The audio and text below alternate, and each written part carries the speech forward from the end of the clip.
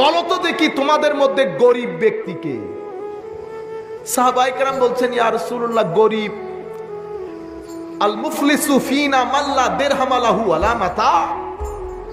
হাবিব, গরিব সেই ব্যক্তি যার কোনো টাকা পয়সা নাই, মাল দৌলত নাই, ঘরবাড়ি নাই, সেই ব্যক্তি গরিব। আমার নবী বলছে, আমি সেই গরিবের কথা বলছি না।